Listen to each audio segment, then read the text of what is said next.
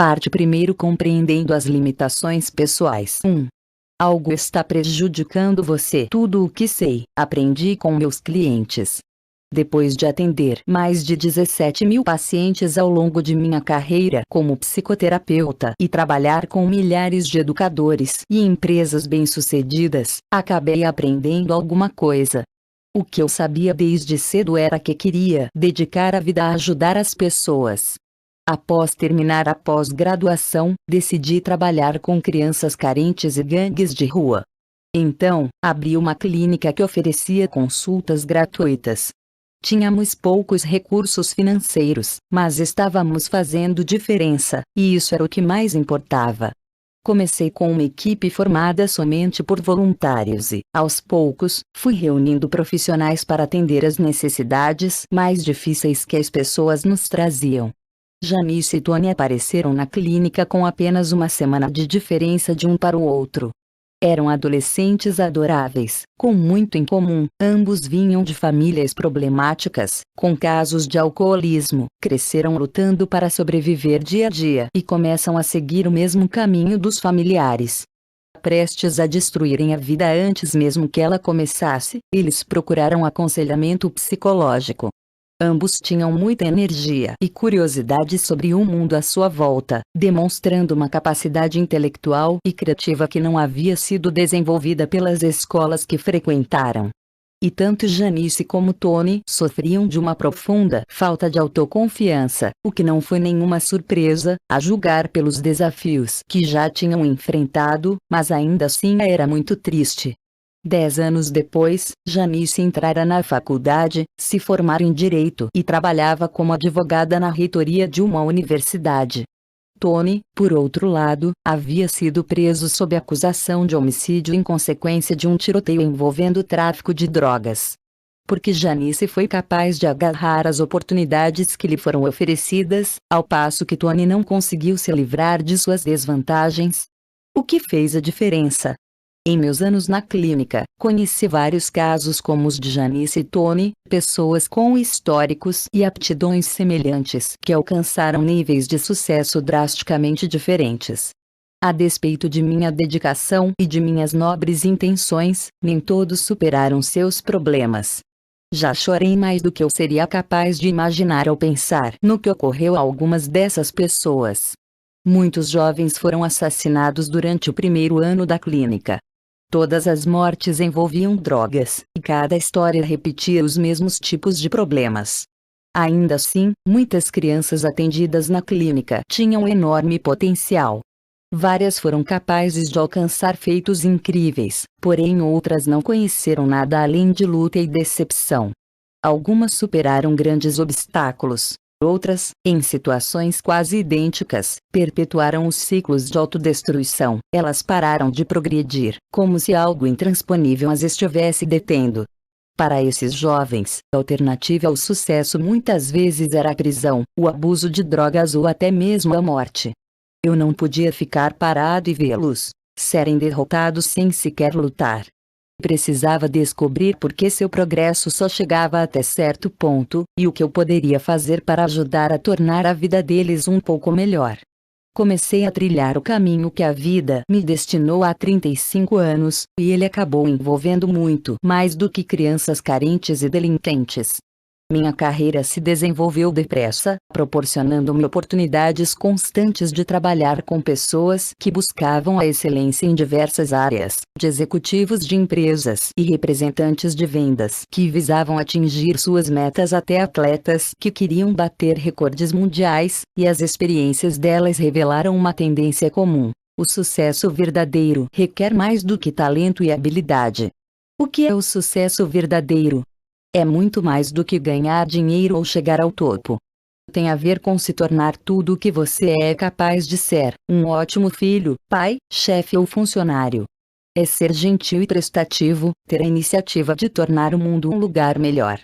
Ter sucesso é ser capaz de ver além dos nossos objetivos pessoais e aprender a administrar nossas tendências inatas ao egoísmo e à cobiça, de modo a nos tornarmos mais sensíveis às outras pessoas com quem partilhamos nossa caminhada. O sucesso verdadeiro é ser reconhecido como alguém que melhora a vida daqueles a quem toca, o que também significa buscar tocar mais pessoas, pois no fundo você sabe que faz diferença. Muitas pessoas são apenas uma fração daquilo que poderiam ser, alcançando muito menos do que seu potencial. Sonham fazer mais e ser melhores, mas algo maior do que seu talento parece amarrá-las com cordas e pesos invisíveis. Eu me senti instigado a descobrir o que é esse algo. Se não conseguisse identificar o que prejudica as pessoas, como poderia ter a esperança de ajudá-las? Pouco depois de me comprometer a buscar as respostas, resolvi examinar minha vida e descobrir o que estava me detendo.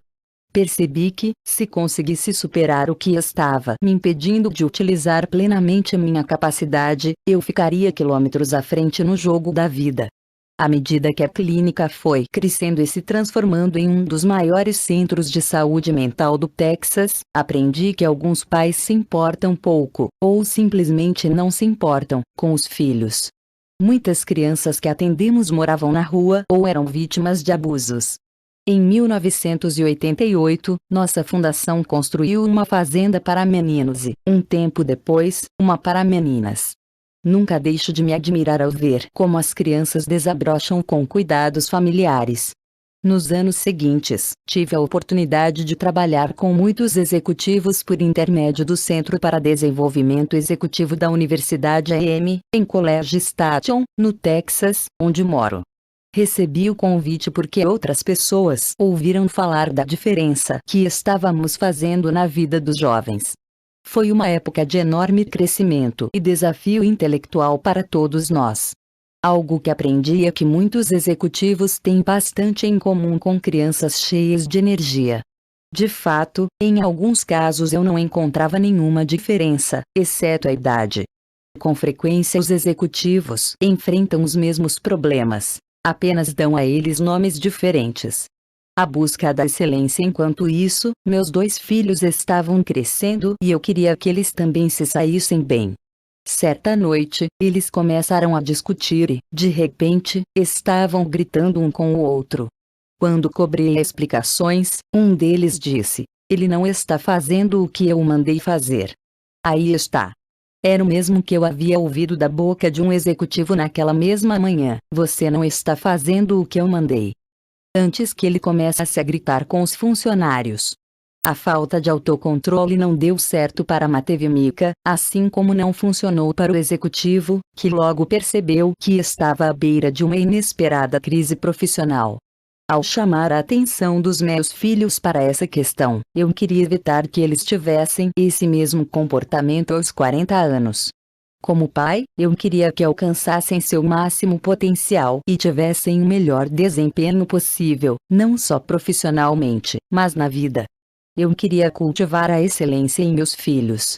Hoje, Matev e Mika são sócios em uma empresa bem-sucedida que adquiriram juntos. Durante muitos anos, dei palestras para formandos da EM. Normalmente, minha apresentação começava com uma pergunta: "Por que vocês estão aqui?"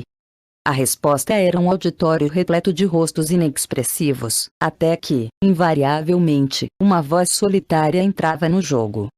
"Você diz aqui na EM, aqui no auditório ou aqui na Terra?" "Aqui." "Para conseguir um diploma." "Por que você quer um diploma?" "Para arranjar um emprego." "Por que você quer um emprego?" "Para comprar um carro." "Bom, deixe-me ver se estou entendendo. Você passou 4 anos na universidade e gastou $100.000 só para conseguir comprar um carro." "É isso mesmo." Sob essa ótica, o investimento não parecia muito sensato. É claro que as perguntas seguintes eram para valer. "Para que vocês estão aqui? Quais são seus dons e talentos? Quais são seus sonhos? Por que se concentram em ter um carro, não em alcançar um ideal? O que aconteceria se aproveitassem a vida ao máximo? O que vocês poderiam se tornar se identificassem seus pontos mais fortes e eliminassem suas piores limitações?" Essa última pergunta, meu amigo, é a pergunta da sua vida. Há muitos anos, aprendi que não importava quantas horas eu investisse ou quanto trabalhasse, não conseguia tirar muito mais proveito dos meus esforços. Eu dava o máximo de mim para ser melhor, mas continuava no mesmo lugar. Meus clientes e pacientes estavam presos a comportamentos e formas de pensar que eu acreditava que seriam capazes de mudar, se ao menos os reconhecessem e percebessem o dano que lhes causavam. Eles tinham talento e capacidade, mas permitiam que suas atitudes e ações os impedissem de empregá-los. Eu percebia também que determinados comportamentos estavam impedindo que eu atingisse meu pleno potencial. Reconhecia as semelhanças entre mim e outras pessoas que lutavam contra suas limitações. O maratonista que alcançava grandes velocidades mas não tinha resistência mental. O promissor executivo júnior que era submisso demais para assumir o comando. A talentosa estudante cuja autocrítica exagerada a impedia de perceber seu real valor. Meu objetivo era identificar os obstáculos que estavam em nosso caminho e desenvolver técnicas para superá-los. Descobri que a maioria dos comportamentos limitadores tem em sua origem causas específicas e mensuráveis. Comecei a elaborar estratégias para libertar as pessoas dessas limitações. Tais estratégias acabaram se transformando na superação das limitações pessoais, o programa simples que utilizei para ajudar milhares de pessoas das mais diversas áreas profissionais e posições sociais. Compreendendo os segredos do sucesso pessoal, voltemos às histórias de Janice e Tony, os adolescentes que chegaram à clínica com desafios semelhantes. Junto aos psicólogos, ambos apresentaram o que acabamos reconhecendo como sintomas de baixa autoconfiança, tais como dificuldade de ter iniciativa e de tomar decisões, além de períodos de dúvidas paralisantes. Contudo, havia uma grande diferença. Tony também demonstrava uma falta de autocontrole que, por estar associada à raiva, causava um impacto profundamente destrutivo. No caso dele, as consequências foram devastadoras. Impulsivo demais para controlar a agressividade, Tony se envolveu com traficantes de drogas e foi parar na cadeia. Janice, por outro lado, teve autocontrole suficiente para seguir um plano de ação. Cumprindo as etapas traçadas pelo psicólogo para desenvolver a confiança, ela se uniu a um grupo de jovens dispostos a apoiá-la e a compartilhar o dia a dia com ela. Aprendeu que não era a única que tinha problemas e que sua vulnerabilidade acabava fortalecendo-a. À medida que colocava em prática métodos simples para aumentar a autoestima, como fazer contato visual, apoiar os outros e tentar relaxar e sorrir mais, sua autoconfiança aumentou.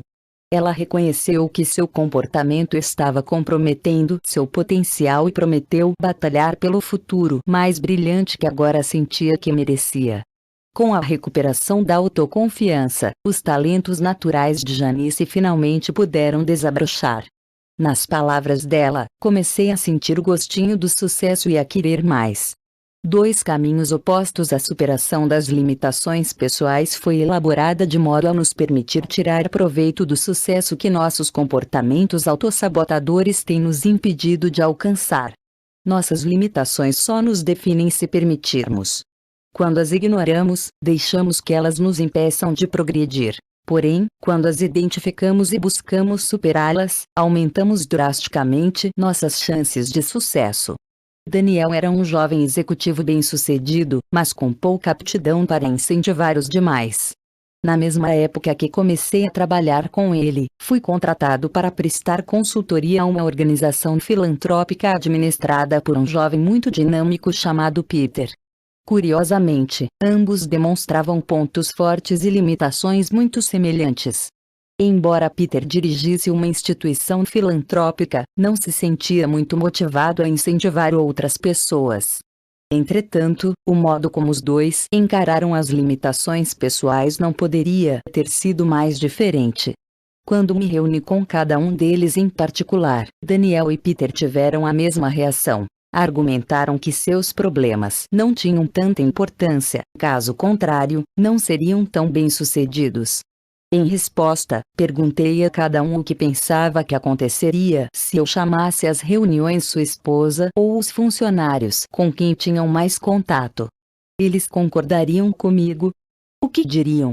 Daniel foi rápido. Acho que eles diriam o que eu lhes pedisse, respondeu rindo. Já Peter ficou mudo. Enquanto ele imaginava a cena, observei que lágrimas se formavam em seus olhos. Minha nossa! Disse ele por fim, sofrendo com a percepção desagradável que os outros tinham dele. Peter me encarou e falou: eu vou mudar. Prometo.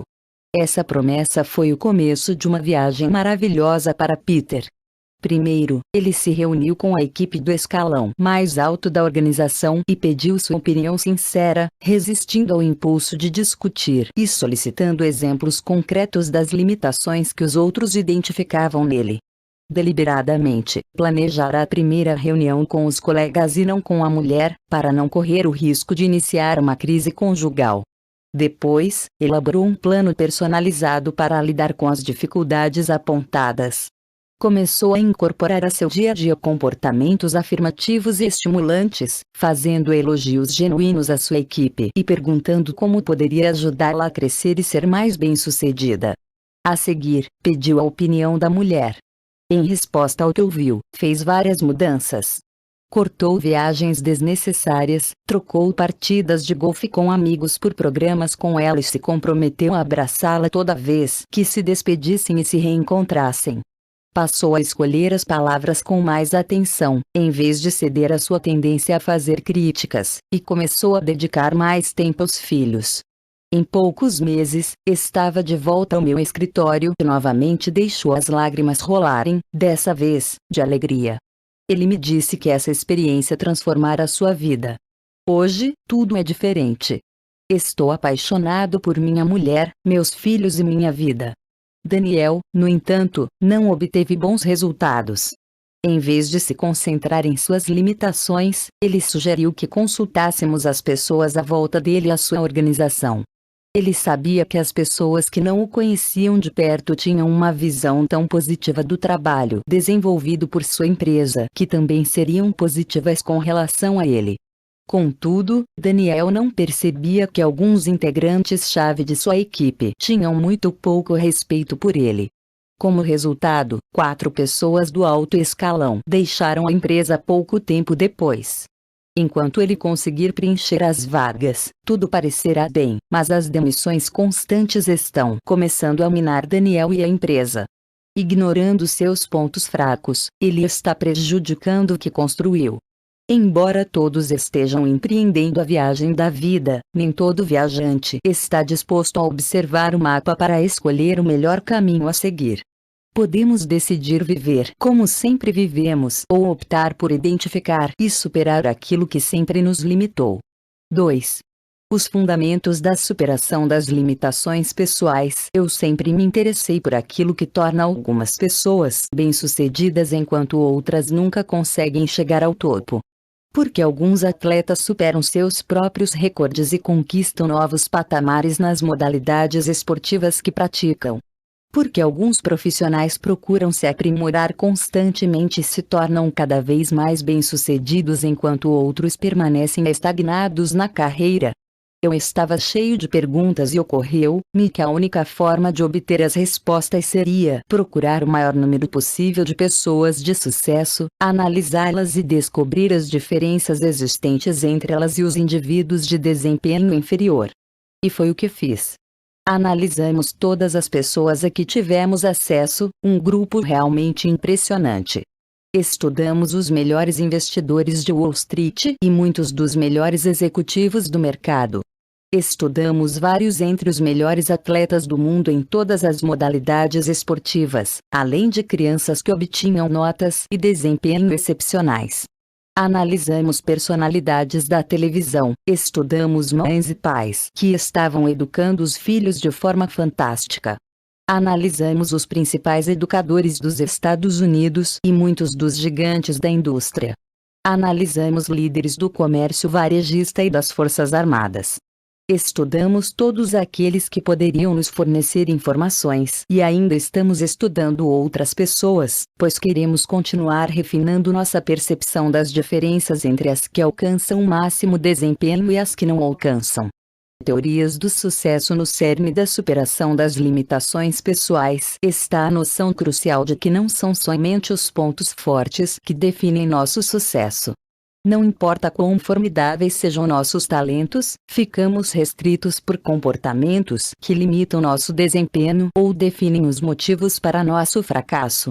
Em outras palavras, nossas limitações pessoais determinam, em última instância, nosso nível de sucesso. Se você conseguir identificar esses pontos fracos e traçar um plano para superá-los, logo vai experimentar uma explosão de sucesso, produtividade e felicidade em todos os aspectos da sua vida. Em suma, você conhecerá quem você nasceu para ser. A teoria das limitações pessoais desafia duas abordagens comuns ao autoaperfeiçoamento que muitas vezes não deram certo com meus clientes: a teoria da personalidade e a teoria das forças. A primeira dessas teorias afirma que nossa personalidade é essencialmente fixa e que determina nosso modo de agir. Área vasta que abrange várias visões do eu, às vezes até conflitantes entre si. A teoria da personalidade não é de grande ajuda na identificação de problemas ou de estratégias de melhoria. Concordo com a ideia subjacente de que nossas características ou tendências inatas muitas vezes definem quem somos, mas essa teoria não reconhece nossa tremenda capacidade de realizar transformações positivas em nossa vida e, portanto, é limitada como ferramenta para o nosso crescimento. Dezenas de perfis podem descrever nossa personalidade. Testes como o DISC, Myers-Briggs e Taylor-Johnson são interessantes e ajudam a classificar nossa personalidade, mas não são particularmente úteis para promover mudanças comportamentais ou orientar o crescimento pessoal. Outra linha de pensamento popular, denominada teoria das forças, afirma que, se prestarmos atenção às direções em que nos movemos naturalmente, isso revelará nossas forças e nos mostrará onde devemos concentrar as energias.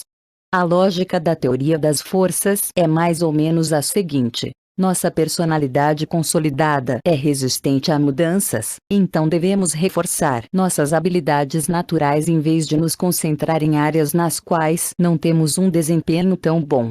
Em outras palavras, citando a expressão que popularizou essa teoria, devemos fazer valer nossas forças. É claro que concordo com o conceito básico da teoria das forças. Porque trabalhar em um escritório quando se é um músico talentoso, ou manter um emprego que se detesta só porque o salário é bom? Descubra quais são seus dons, desenvolva-os e aplique-os para o bem maior. A teoria das forças contribui para o sucesso. Mas isso não é suficiente. Se você conhece seus pontos fortes, mas está tentando passar para o próximo nível, investir ainda mais nessas características não levará a um salto significativo no desempenho. A maioria das pessoas com quem trabalho não precisa ouvir de mim que pode ser melhor naquilo em que já se destaca ou que deve gostar de si própria do jeito que é. Dizer uma pessoa altamente criativa, mas sem autocontrole que apenas celebre e expanda sua criatividade, por exemplo, é contraproducente. Seus dons nunca poderão ser expressados plenamente sem o foco e a disciplina proporcionados pelo autocontrole. Nem a teoria da personalidade, nem a teoria das forças foram muito úteis no meu trabalho. A ideia de que minha personalidade é imutável não ajuda muito quando estou tentando tornar minha vida melhor. E apenas ser informado de que preciso me concentrar em meus pontos fortes não menciona os comportamentos que preciso corrigir para poder avançar. Em contraposição, a superação das limitações pessoais se baseia na noção de que a mudança é mais do que possível, é imperativa.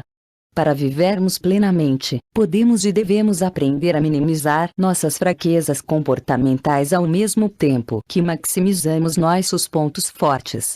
É verdade que muitos obstáculos são difíceis de transpor, e um foco exagerado em nossas limitações pode ser frustrante e até mesmo deprimente. Contudo, ignorá-las é ainda pior. As limitações pessoais delimitam fronteiras como as limitações pessoais determinam o sucesso. É simples. Elas delimitam as fronteiras de até onde poderemos ir, independentemente de quanto sejamos capazes ou talentosos. Suas limitações pessoais, seus comportamentos restritivos conscientes ou inconscientes, o detêm e, em última instância, determinam seu nível de sucesso. A maioria de nós conhece pelo menos uma pessoa na vida que possui grandes talentos, habilidades, dons ou oportunidades, porém parece não tê-los aproveitado muito. Talvez você esteja observando a sua vida até aqui e se perguntando: eu tenho aproveitado ao máximo meu potencial? Se você for como a maioria das pessoas, a resposta será: provavelmente, não. Mas o que torna algumas pessoas diferentes? O que faz com que algumas alcancem o topo de suas esferas pessoais e profissionais? Comecei a observar pessoas classificadas como as melhores em suas áreas. Perguntei a mim mesmo: o que faz delas as melhores? Foi então que me ocorreu o conceito de limitações pessoais. Eu soube, mesmo antes de concluirmos os testes, que de algum modo as respostas para minhas perguntas estavam mais nos pontos fracos do que nos fortes. Livrando-se do excesso de peso há alguns anos, levei meus filhos Matev e Mika para nossa aventura masculina anual, uma árdua trilha de 6 dias pelas montanhas do Colorado. Na manhã seguinte à chegada a Beaver Creek, fomos para a área de esqui, onde iniciaríamos a trilha. Pusemos as mochilas nas costas e caminhamos em direção ao teleférico que nos deixaria no ponto de partida. Ao contornarmos uma construção alta no sopé da montanha, toda a planície à nossa frente literalmente explodiu em cores. Mal conseguíamos acreditar no que estávamos vendo. Não fazíamos ideia de que estávamos no meio do maior evento de balonismo do país. Enfeitiçados pela cena dos balonistas se preparando para alçar voo, observamos balões de todas as cores do arco-íris se encherem de ar e começarem a ocupar o céu. Pilotos e equipes se movimentavam apressados. As labaredas dos maçaricos pontuavam o zum matinal, e os balões inflados se preparavam para levar seus passageiros às alturas, sendo atados com força até as cordas serem removidas. Um balão chamou minha atenção. A maioria das pessoas estava se afastando dele, pois tinha se tornado perigoso. O maçarico parara de lançar ar quente no balão antes que ele se inflasse por completo. Meio murcho e preso por uma corda longa, ele se movimentava lentamente em círculo, derrubando tudo que estivesse em seu caminho como uma imensa bola de boliche feita de nylon. Um membro da equipe tentava desesperadamente desamarrar uma corda, enquanto o balão causava um desastre em câmera lenta. Nós observávamos à distância enquanto o balão continuava dando trombadas, sendo puxado e tentando se livrar das amarras. Olhei para Matev e Mika e disse: meninos, eu sei como é sentir isso. Como assim, pai? Perguntou Matev. Eu sei como é querer se soltar do chão estando amarrado a algo e tentar desesperadamente se libertar. A seguir, expliquei que eu me lembrava de várias vezes em que cordas invisíveis me mantiveram preso quando eu estava tentando alçar voo. Apesar de meus erros e fracassos, eu sabia que estava destinado a ser mais do que aquilo. Soltem-me e me deixem ir, eu quero voar. Mais tarde, enquanto víamos os balões subirem aos céus a partir do cume em que estávamos sentados, eu refleti mais um pouco sobre as incríveis semelhanças que temos com eles. Percebi que todos estamos a bordo de um balão de gás. E, quer reconheçamos isso ou não, todos estamos participando de uma corrida. Alguns ainda estão presos ao solo, procurando uma forma de se soltar para poder voar. Há ainda aqueles que sobem, mas não conseguem alcançar uma boa altitude porque estão carregando muito peso. As cordas e os pesos os impedem de se libertar e subir. Quando os balões começam a decolar, percebemos que alguns vão imediatamente para cima enquanto outros planam sobre a superfície, a pouca altura do chão. Então alguém corre e grita para um dos que estão lutando para levantar voo. O que está atrapalhando são os pesos. Jogue os pesos fora. Após um instante, a pessoa na gôndola entende. São os pesos que estão me detendo. Ela começa a se livrar dos pesos o mais rápido possível, e dito e feito, o balão começa a subir. A viagem que você está a ponto de empreender está toda centrada em você, seu balão, seus pesos, suas amarras, as dificuldades que o detêm. Você pode optar por viver como sempre viveu ou pode fazer a escolha de identificar e superar aquilo que não permite seu avanço. Você pode voar, e o ar, o cenário e a própria vida serão muito mais emocionantes quando você descobrir como superar as limitações pessoais que o estão impedindo de progredir. Vamos encontrar os pesos da sua vida e jogá-los fora do balão. 3. As 5 leis das limitações pessoais. Mais de 3 décadas separaram meu trabalho com Janice e Tony do tempo que passei com Peter e Daniel. Durante esses anos, minha empresa teve o privilégio de atender a nomes excepcionais das áreas de negócios, esportes e educação. As informações que coletamos contavam sempre a mesma história. Em todas as áreas, pessoas talentosas e capazes estavam sabotando o próprio sucesso. Mas elas também estavam descobrindo que podiam alcançar seu potencial depois de identificar e superar as limitações que as prejudicavam. Com base nessas experiências e reflexões, criamos um sistema completo para identificar os fatores específicos que restringem nosso desempenho. Assim, foi possível desenvolver um plano personalizado para vencê-los. O cerne do sistema é composto por um grupo de princípios simples que mostram o impacto das limitações pessoais em sua vida. A esses princípios dei o nome de as 5 leis das limitações pessoais. Utilizadas em conjunto, constituem uma base sólida para o programa de crescimento pessoal que será apresentado nos próximos capítulos. Lei NI. Todos temos limitações pessoais. Todos nós conhecemos figuras públicas que aparecem nas manchetes diariamente, vítimas de ódio, da cobiça e de fraquezas morais. Mas também estamos familiarizados com problemas em pequena escala, pais que reclamam demais dos filhos, o chefe defensivo demais que não aceita opiniões. Ter limitações faz parte do ser humano. Eu tenho. Todo mundo que eu conheço tem. E você também tem. Como já vimos, algumas são mais prejudiciais do que outras. E não faz sentido preocupar-se com pequenas inconveniências quando uma catástrofe em potencial está nos aguardando logo adiante. À medida que eu desenvolvia o processo de superação das limitações pessoais, percebi que elas se dividem em 3 grupos. 1. Limitações inconsequentes. Este grupo não faz muita diferença na vida diária, a menos que interfira com um papel ou trabalho específico. Por exemplo, ter pouco senso estético, ser baixo ou alto, ou ser canhoto geralmente tem um impacto mínimo no sucesso de alguém. 2. Limitações delegáveis. São as deficiências para as quais você pode contratar alguém. São potencialmente graves, mas deixam de sê-lo se outras pessoas tiverem a solução. Entre as limitações substituíveis podemos citar: falta de cuidado com a casa, contrate um empregado doméstico; desorganização, contrate um secretário ou assistente; e mau domínio da língua escrita, use um corretor ortográfico ou contrate um editor. 3. Limitações intransferíveis. Esta categoria terá impacto mais profundo na sua vida pessoal e profissional. Eu vivo tentando contratar alguém para fazer ginástica em meu lugar, mas nunca dá certo. Essas limitações incluem comportamentos como baixa autoconfiança, pouco autocontrole e outros problemas que só você pode mudar, por exemplo, falta de confiança nos outros. Cuidar deste grupo lhe trará os maiores benefícios. Todos os casos deste livro enfocarão os comportamentos da terceira categoria. Tenho pouco interesse em dedicar tempo demais a limitações inconsequentes ou insignificantes.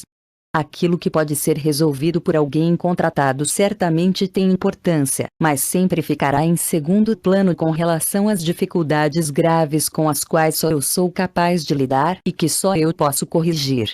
Depois de pensarmos em nossas metas, nossos papéis e relacionamentos, estaremos em uma posição melhor para entender que limitações podemos ignorar, delegar ou assumir. Saber a diferença é a chave para identificarmos as que têm maior impacto em nosso sucesso. Só então podemos pretender começar a colher os frutos que desejamos. Lei N2. Não é possível transpor as limitações que não enfrentamos a uma velha história sobre como os caçadores capturam macacos na África. Eles esvaziam um coco, deixando um buraco do tamanho da mão do animal, colocam dentro um pedaço de laranja ou banana e o amarram a uma árvore. O cheiro atrai o macaco, que enfia a mão no coco e então percebe que o buraco não é grande o suficiente para que ele retire a mão e o pedaço de fruta. Para tirar a mão, ele precisa soltar o que está segurando. Só que ele não solta. Fica tão obcecado em conseguir pegar a comida que nem sequer larga o coco para fugir do caçador, que o captura facilmente. Já viu isso antes? Muitos de nós somos prisioneiros de nossas limitações e continuamos nos agarrando a elas com tenacidade, até mesmo a questões mal resolvidas do passado, porque não conseguimos ou não queremos encarar o problema. Assim como o macaco, ficamos paralisados e presos entre dois mundos, sem perceber que estamos escolhendo a negação em detrimento da liberdade. Pense no jovem Tony indo parar na cadeia ou na falta de boa vontade de Daniel para se autoanalisar. Os problemas com os quais eles não lidaram os tornam incapazes de progredir em seus contextos. No caso de Daniel, o sucesso em outros aspectos da vida o levou a acreditar que ele não precisava dar atenção às suas falhas. Já Tony provavelmente nunca acreditou que fosse capaz de mudar para melhor. As duas posturas são prejudiciais. Superar nossas limitações é possível e necessário se quisermos aproveitar a vida ao máximo. Aceitar esse fato nos ajudará a abandonar o velho e acolher o novo. Lei N3. Nossas limitações pessoais atuam em todas as esferas da nossa vida. Incentivei Peter a ouvir os colegas e a mulher por um motivo. É bem provável que os problemas que surgem no trabalho ocorram também em casa. As limitações o acompanham aonde quer que você vá. O objetivo de reconhecer nossas deficiências não é condenarmos a nós mesmos, mas compreendermos o impacto que isso tem em nossa vida. As limitações pessoais assumem várias formas. Embora a maioria seja comportamental, de vez em quando alguma dificuldade física ou intelectual interfere tanto que pode prejudicar o esforço que você está fazendo para tocar a vida. Em geral, todos fingem não estar vendo, acreditando que estão sendo gentis, mas acabam causando mais danos à pessoa ao não enfrentar o problema. Vejamos o caso de Richard. Tínhamos acabado de nos reunir com os executivos de uma empresa com a qual estávamos trabalhando. Antes de ir embora, eu quis consolidar as últimas informações. Fiz uma pergunta aos dois homens que estavam comigo. Poderiam falar sobre Richard? Ele parece ser brilhante. O presidente logo respondeu. Ele é inteligente e um profissional muito ético. Minha próxima pergunta os surpreendeu. Por favor, me contem sobre a protuberância na cabeça dele. Vocês sabem o que é? Eles se entreolharam.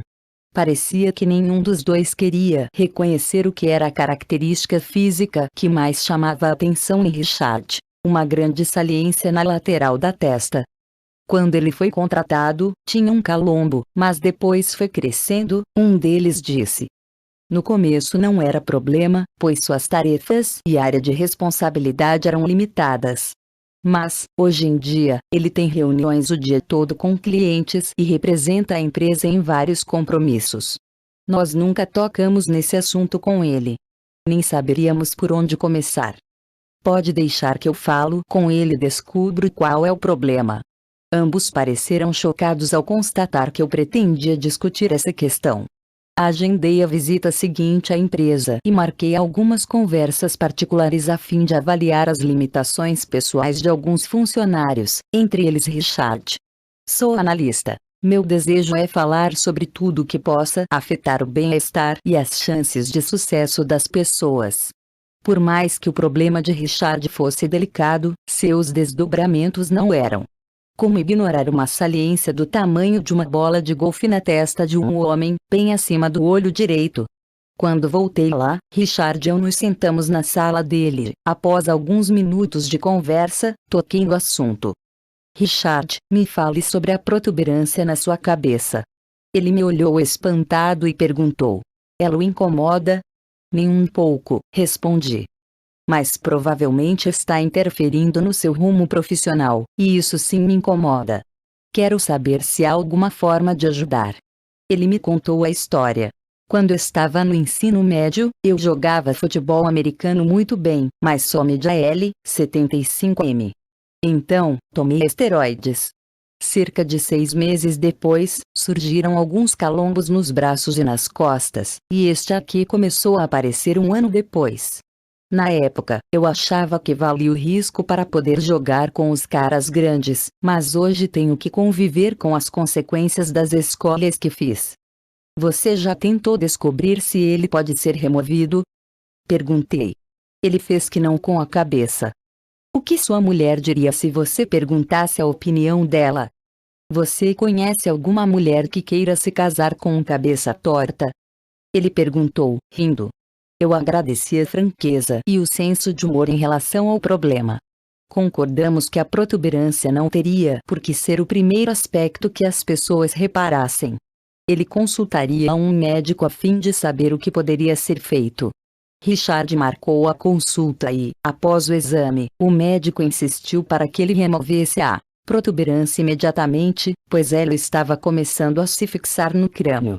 O seguro-saúde arcou com a maior parte das despesas e a empresa pagou a diferença.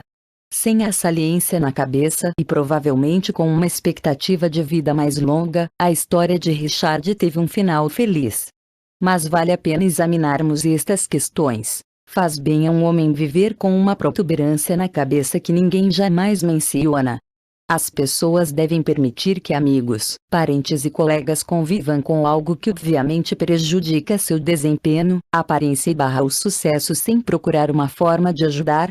Não vale a pena correr o risco de enfrentar um ou dois momentos de constrangimento para se livrar, de uma vez por todas, de um grande incômodo. A protuberância na cabeça de Richard acompanhava a todas as partes e provavelmente era objeto de piadas ou comentários na ausência dele. É claro que essa não é uma situação típica e, como psicoterapeuta, tenho a vantagem de as pessoas saberem que estou ali para ajudá-las. Em questões que requerem grande sensibilidade, em geral o privilégio de falar sobre assuntos íntimos ou difíceis deve ser conquistado com confiança, à medida que se constrói o relacionamento. E vale a pena assegurar-se primeiro de suas motivações e ter certeza de que está fazendo isso porque quer o melhor para o outro, não porque aquilo incomoda você. Além disso, muitos não percebemos que algumas limitações pessoais são tão visíveis para os demais quanto uma protuberância na cabeça, problemas que os outros não mencionam, mas que não lhes permitem focar nossos maiores atributos. Precisamos examinar com franqueza o impacto que cada deficiência tem em nós e naqueles à nossa volta, pessoas queridas, parentes, funcionários. Todos eles merecem o melhor que possamos lhes oferecer. Há uma boa chance de descobrirmos algo em que precisamos melhorar. Talvez até percebamos que não é tão difícil quanto parecia e que os benefícios compensam de longe nossos medos iniciais.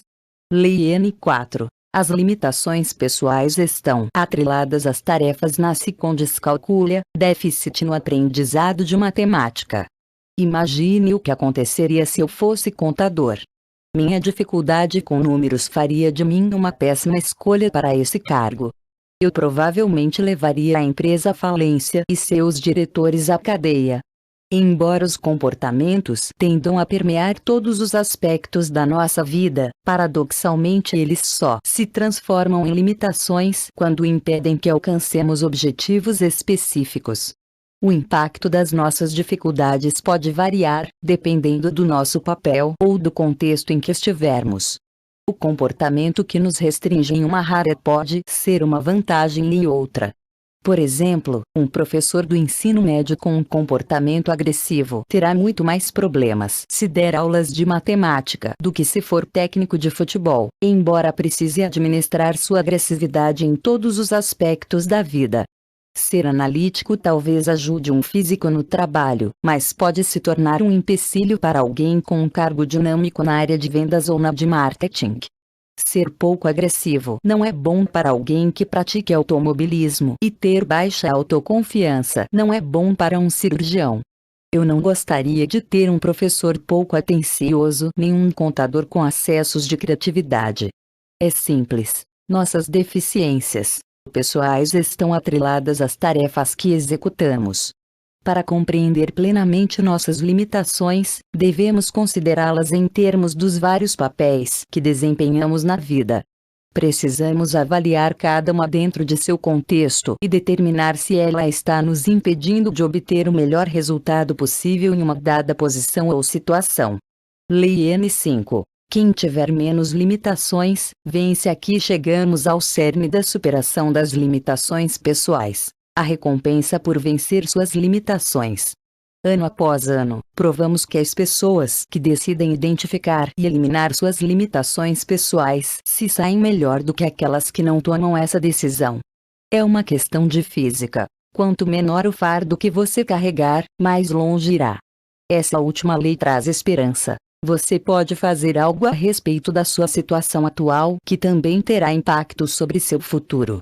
Mas aqui a situação fica um pouco complicada, então acompanhe meu raciocínio. Não estou dizendo que aqueles com o menor número de limitações vencem, mas sim que se saem melhor aqueles que aprendem a minimizar ou eliminar limitações significativas. Estas interferem regularmente e causam danos a relacionamentos e à sua capacidade de realizar um trabalho excelente. Aqueles com menos limitações significativas terão um desempenho melhor. Esse conceito requer um exame mais atento, pois a filosofia por trás dele é importantíssima. É verdade que muitas pessoas simplesmente nascem com menos limitações do que outras. Por exemplo, Ver Nazard, um dos integrantes da minha equipe, foi modelo internacional e viajou o mundo todo. Ele é bonito, atlético e estudioso da língua inglesa.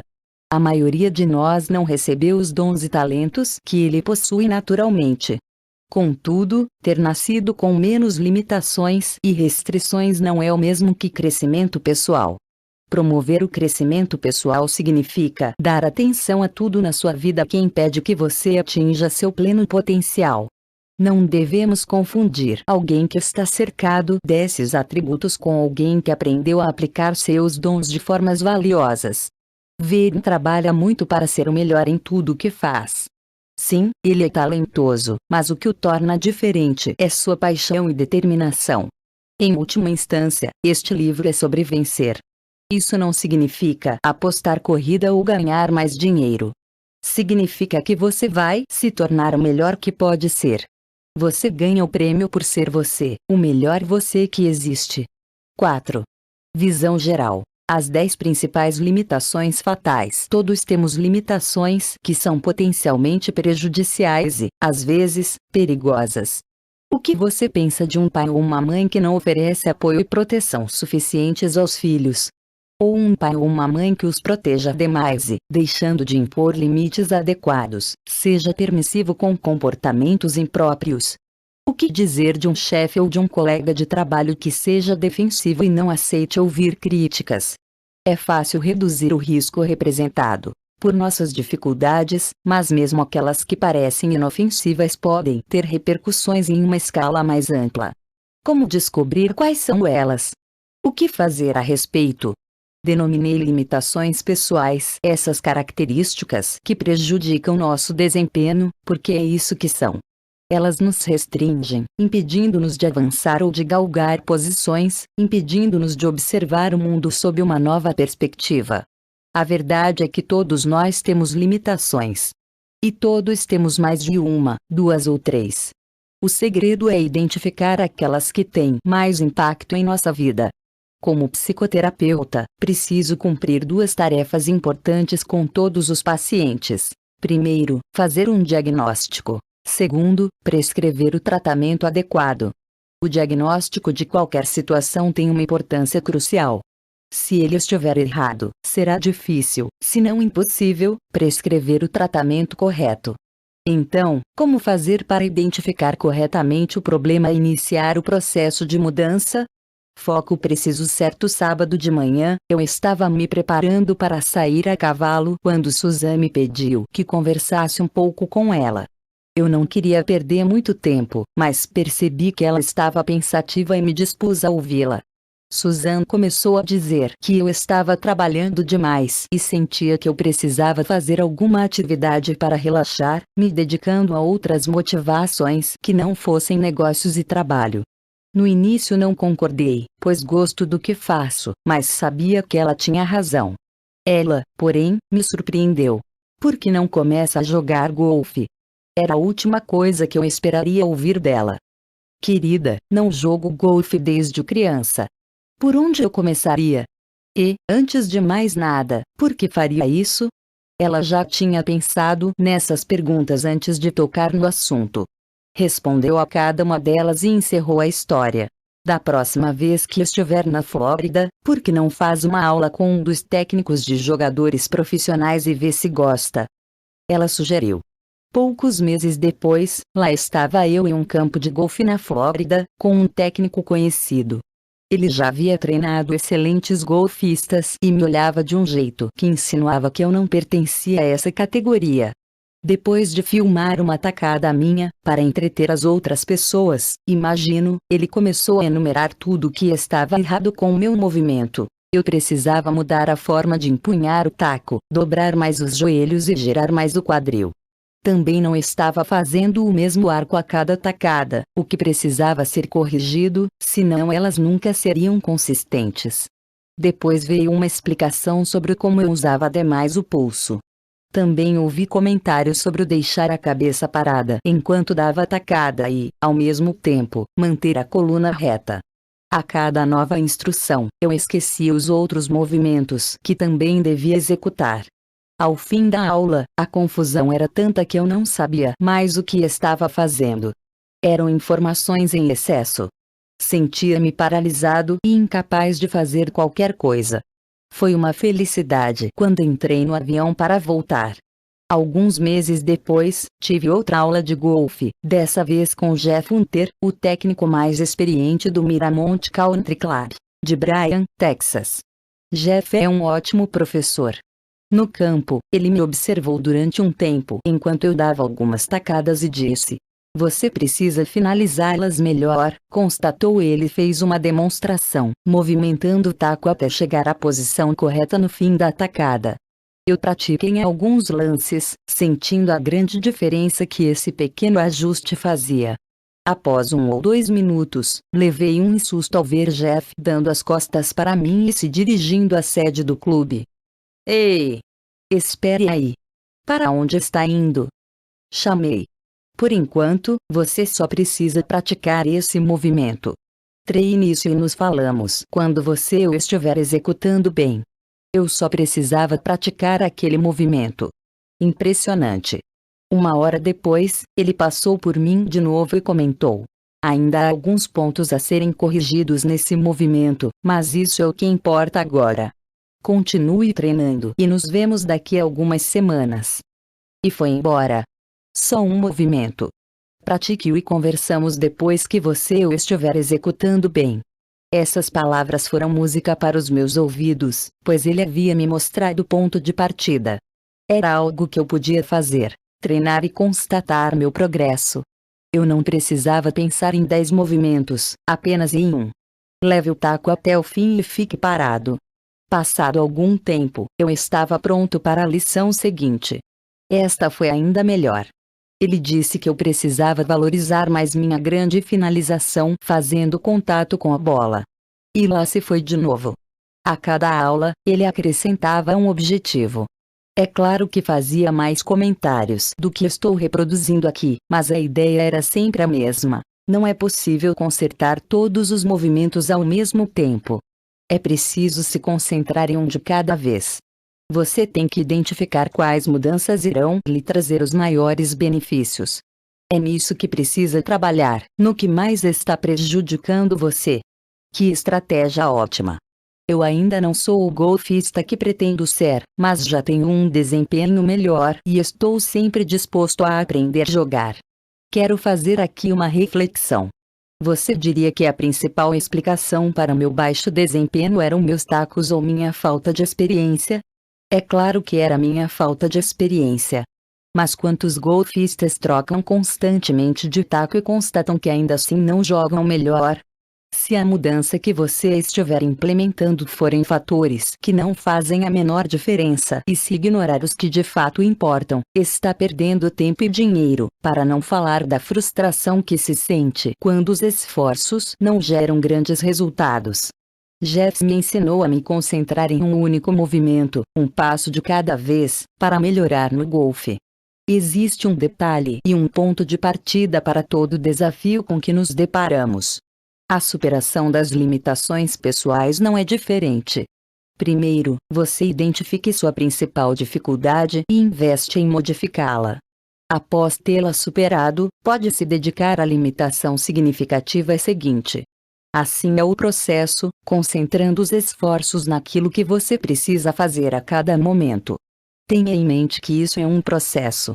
Se você estiver realmente se desenvolvendo, ele não acabará nunca. Você se dedicará à primeira limitação e depois identificará a seguinte. A cada nova etapa, constatará que sua vida está melhorando e que seu desempenho é superior ao de antes. Não vem ao caso se sua deficiência mais séria é falar demais ou de menos.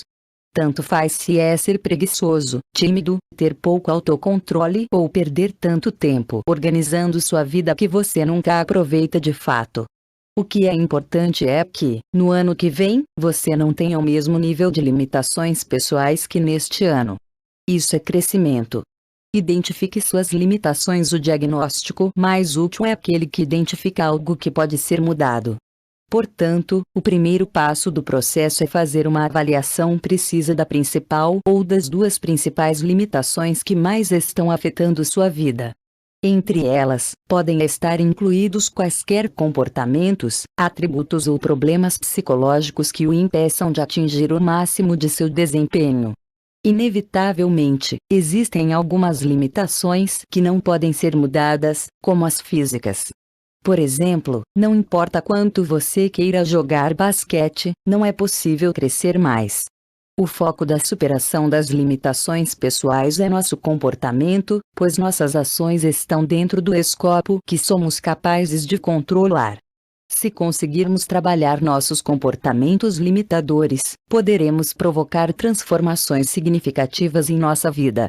Esse fato nos leva à pergunta que está no cerne do crescimento pessoal: que comportamentos eu preciso mudar e como mudá-los? A crítica é essencial. Lamentavelmente, somos o pior juiz das situações que vivemos. Nossas limitações podem ter se desenvolvido pelo simples fato de não as enxergarmos, ou podem justamente impedir nossa capacidade de reconhecê-las. Seja como for, os anos como psicoterapeuta me convenceram de que a autoavaliação, por si só, não é eficaz. Ao longo do tempo, pedi a muitas pessoas que me enumerassem as áreas em que mais precisavam melhorar, e muito poucas me deram uma resposta minimamente precisa. O fato é que a autoavaliação é um paradoxo. Não dá certo pegar um livro de autoajuda, lê-lo sozinho e pensar que você se examinou com precisão por conta própria. Embora seja um bom começo, a autoavaliação é somente uma parte da equação.